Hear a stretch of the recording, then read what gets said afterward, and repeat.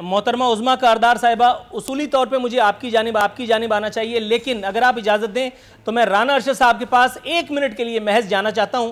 उनकी बात पहले भी अधूरी रह गई थी और अभी भी उनका बयान अधूरा है। अगर आप इजाज़त दें।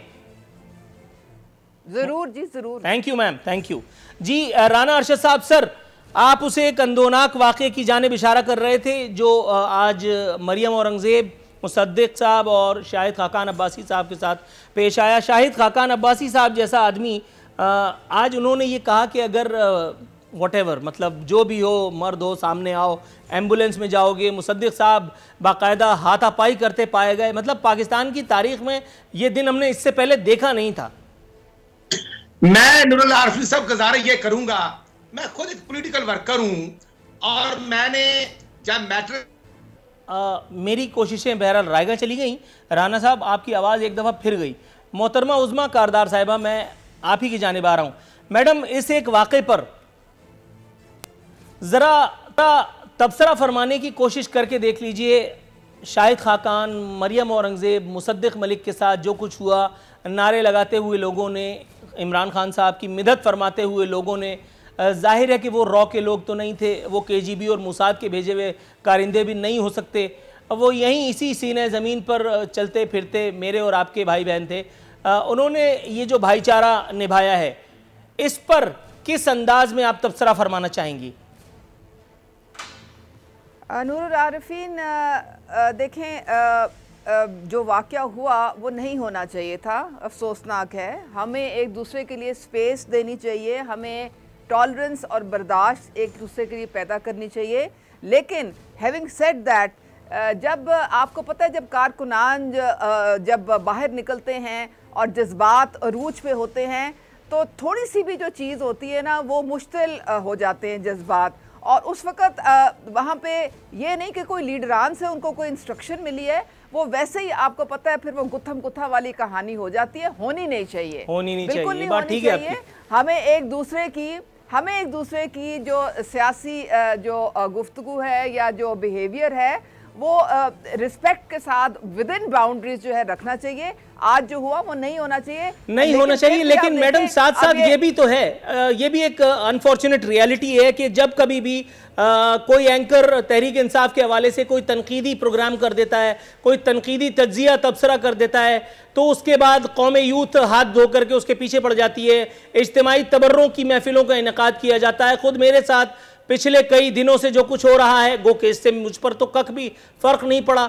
और ये हादसाती तौर पे नहीं है, ये बाकायदा एक सोशल मीडिया ब्रिगेड है, ये एक जिहादी ब्रिगेड है जिसको पाल पोस करके बड़ा किया गया है, जिसके लिए अजर व सवाब की महफिल का इनेकाद बाकायदा किया जाता है।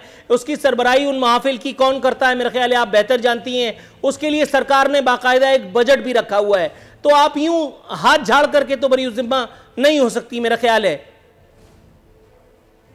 देखिए, सोशल मीडिया पे आप किसी को कंट्रोल नहीं कर सकते हैं। प्राइम मिनिस्टर ने बारहा जो है समझाया है सबको कि जी आप अपना जो है वो एक कायदे कानून के साथ चलें और इज़्ज़त के साथ जो भी आपने कमेंट करना है उसको हदूद की लिमिट्स में रख कर करें। और ये हर पार्टी में है। आपने देखा है कि मरियम नवाज ने अपना सोशल मीडिया का पूरा एक सेल, जी बिल्कुल, ये मैं अपने प्रोग्राम्स में उठा चुका हूं बात, आप दुरुस्त फरमा रही हैं। लेकिन वो एम्प्लॉयज मरियम नवाज के हवाले से मैं सवाल चाहूंगा राना अरशद से पूछ लूं।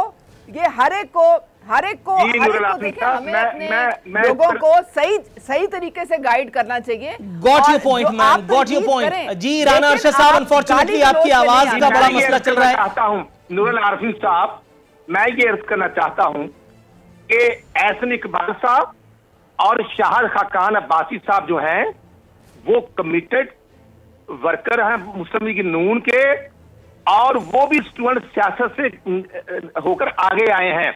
इसलिए मैं अर्ज करना चाहता हूं कि ये टाइगर फोर्स के शेरे जो शेरू थे इमरान खान साहब के, इनको मुंह की खानी पड़ेगी। और जब हमारी लीडरशिप हमें इजाजत देगी तो सिर्फ मुस्लिम स्टूडेंट फेडरेशन के कारकुन, यूथ विंग के कारकुन और मियां नवाज शरीफ के चाहने वाले जो है ना, इनके घरों के बाहर इनका निकलना बंद कर देंगे। ये कोई तरीका नहीं। ये स्टेट को और सरकारी मशीनरी को इस्तेमाल करके हमारे MNAs MPs का घेरा तंग करे, तज़हीक करे, बर्दाश्त नहीं। और हम अपनी लीडरशिप से बिल्कुल इस पर बात भी करेंगे, इजाजत भी लेंगे। आज 16 लोटों को सीने के साथ लगाया। सर, उस तरफ जाने से पहले मैं एक छोटी सी बात आपसे पूछना चाह रहा हूं, इस मौके का फायदा उठा करके, जिस जाने मैडम ने भी तवज्जो दिलाई। मैं ये बात मुताद्दिद प्रोग्राम्स में ऑन एयर कह चुका हूं कि सर, सोशल मीडिया को अंधे की लाठी की तरह इस्तेमाल करने का जो फन था वो मरियम नवाज साहिबा ने मुतारिफ कराया था, जिसे इबादत का दर्जा दिया पीटीआई की इस एक सरकार ने। सर, वो जो हरकत आप लोगों ने शुरू की थी, वो जो रस्म बद आज वो जिस मेराज को बामे उरूज को छू रही है, वो देख करके अपने गुनाहों का एहसास होता है? नहीं नूरुल आरफी साहब, हमारा सोशल मीडिया गवर्नमेंट में रहते हुए भी कंट्रोल था, आज भी कंट्रोल है। और ये मुल्क पर मुसल्लत शुदा फॉर्म फंडिंग का साहब नहीं देते, ये मुल्क के अंदर दीवानों में बैठकर भी गुंडागर्दी कर रहे हैं और सोशल मीडिया को इस्तेमाल करके लोगों की तज़हीक करते हैं। कोई एंकर हो, कोई तजिया नगार हो, या कोई साबका मिनिस्टर हो, प्राइम मिनिस्टर हो, दूसरी पार्टी से तल्लक रखने वाला बात करे तो उछाल करते हैं। ये अखलाक नाम की चीज से वाकफ ही नहीं। ये इमरान नियाज़ी साहब को तौफीक नहीं हुई, अंदर खुतबा दे रहे थे, झूठों के पलंदे बोल रहे थे और उनको नजर नहीं आ रहा था कि बाहर हुकूमती मशीनरी का इस्तेमाल होते हुए इस तरह अखलाकियात का जनाजा निकाला रहा था। हम इसकी सर थोड़ा सा जी बिल्कुल आपकी मजम्मत हो चुकी। मैं जरा थोड़ा सा करीम ख्वाजा साहब को शरीके गुफ्तगू करना चाह रहा हूँ। सर थोड़ा सा अगर आप तवक्कुफ फरमाएं।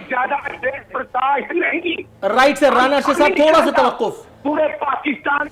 करीम ख्वाजा साहब, सर ये मुझे बताइएगा, बात जहाँ तक पहुँचती हुई नज़र आ रही है अनफॉर्चुनेटली राना अर्शद साहब के गुस्से को देख करके लग रहा है, और जो उन्होंने इंदिया दिया कि हम अपनी लोगों से पूछेंगे, इजाज़त लेंगे क़यादत से, ये बात कहाँ तक जाएगी?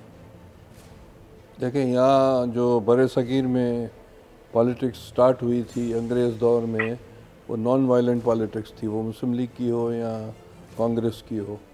तो यहाँ जलसे जुलूस होते थे, पता नहीं इतनी मुखालिफत के बावजूद इस तरह के वाक़यात कभी भी नहीं हुए। एक दफ़ा हज़रत कायद-ए-आज़म पर एराफ पार्टी ने अटैक किया था, वो जिन्ना साहब ने खुद उनको रोका, फिर उन्होंने दरगुजर किया, मुस्लिम लीग को नहीं कहा कि आप इनसे जाकर लड़ें। ये इनटॉलरेंट पॉलिटिक्स पाकिस्तान में इस बार शुरू हुई है। एक आर्टिफिशियल पार्टी क्रिएट की गई और जो सेलेक्टेड प्राइम मिनिस्टर आया उसने ये इनटॉलरेंसी या इंट्रोड्यूस कराई।